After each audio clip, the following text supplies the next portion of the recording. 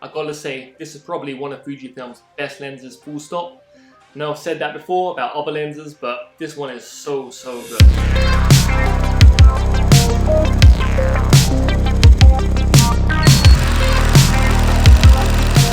What's up YouTube? I hope you guys are all good. So in today's episode, I'm going to be reviewing the Fujifilm 90mm f2 lens. And with all the madness going on in the world over the past 6-7 months, it's got me thinking about doing street photography and how I don't really want to get too close to people when I'm taking street photography shots for obvious reasons, and you don't want to get into their personal space.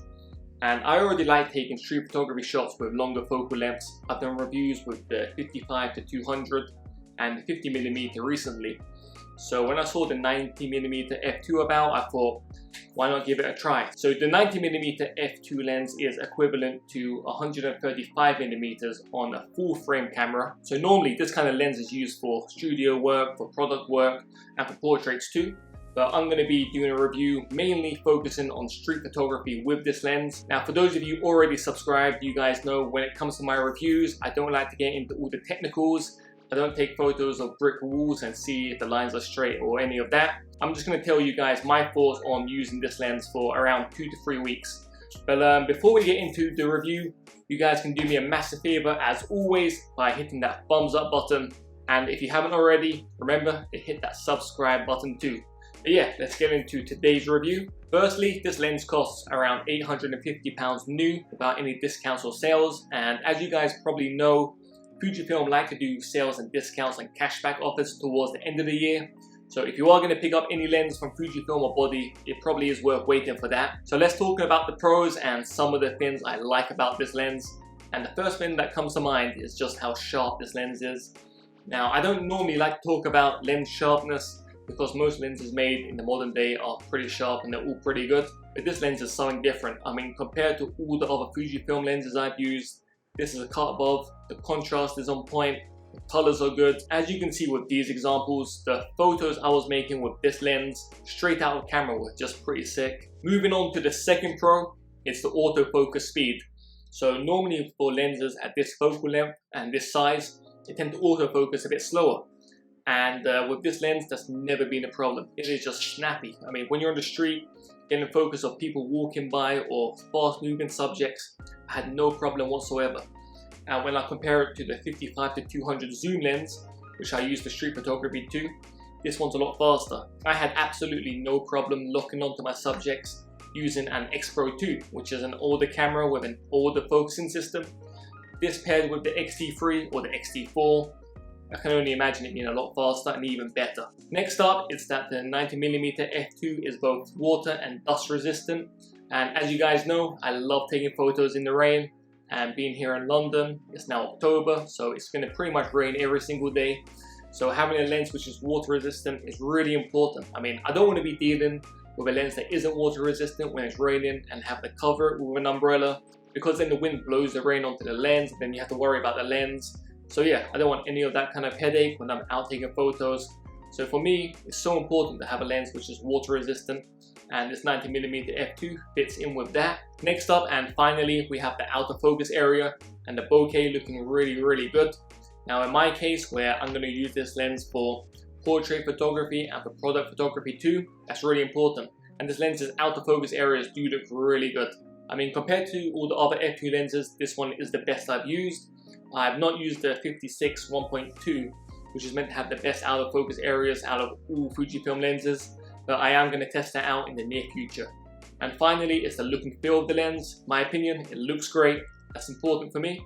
And also, it just feels really good in the hand. The aperture ring is nice to turn. The focus ring is good. I mean, it's just a nice lens to hold. So let's talk about some of the things I don't like about this lens. And the first thing I'm going to mention is that it doesn't have stabilization. Now when using a lens at this focal length, you usually do want to have some sort of stabilization. And that's just because when you're taking photos at this length, it's really easy just to move the camera a tiny bit, and that makes a major difference when you're taking a photo at 90mm. Also, if you're doing video work with a lens like this, having stabilization would be a really big help.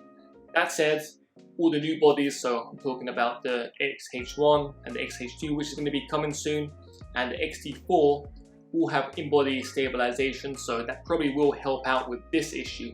And the next thing I'm going to say is the size and weight of this lens. Now obviously, for a lens to be this fast and at this focal range, it does have to be at a certain size. But the weight and size of this 90mm kind of calls into question for me the reason why I brought a Fujifilm in the first place. Now the reason I got the X Pro 2 and the X-T3 is because they're smaller than their full frame counterparts. The lenses are small, the bodies are lightweight. So for me, to pair a body like this with a large lens, it kind of defeats the purpose. That said, the photos are so good that I'm willing to overlook that point. But we're going to get into that in a bit. Finally, and to be honest, there really isn't much to dislike about this lens. The bokeh, when you go above 2.8, kind of turns into hexagons rather than balls.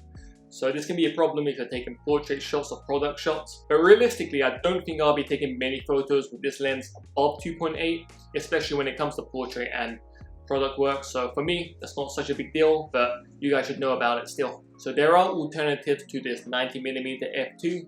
There's the Fujifilm 50-140, which is a zoom lens at 2.8. Now it is a great lens. I've used it before. It takes amazing photos, but it is double the price and it's absolutely huge. So you can't really use it on the street. But if you're into nature photography or you're doing studio work, that lens is probably a really good one to consider. Next up, you have the 55-200 zoom lens, which I also own. It's a bit slower at autofocusing. Also, it's nowhere near as fast as this 90mm f2. And it is larger too, but it is cheaper. So that's my thoughts on this Fujifilm 90mm lens, and after using it for about 3 weeks now, I gotta say this is probably one of Fujifilm's best lenses, full stop. I know I've said that before about other lenses, but this one is so good, and I am thinking about buying it. But before I do that, what I'm gonna do is I'm gonna test out this 56 1.2, as I've never used it before and I keep hearing good things about it, so I'll be testing that out in the near future. But as for this 90mm, I can just use it for so many different types of photography. For portrait photography, for product photography, and the autofocus is fast enough to use for street photography too. But that's my thoughts on it. If you guys have any questions about this Fujifilm 90mm, just drop them in the comments below. Or if you already have this lens, just share your thoughts with us down below too. A massive thanks for watching this episode. If you enjoyed it, hit that thumbs up button. And if you haven't already, remember to hit that subscribe button. So yeah, hope you guys all have a great week. Massive thanks for watching. Catch you in the next one.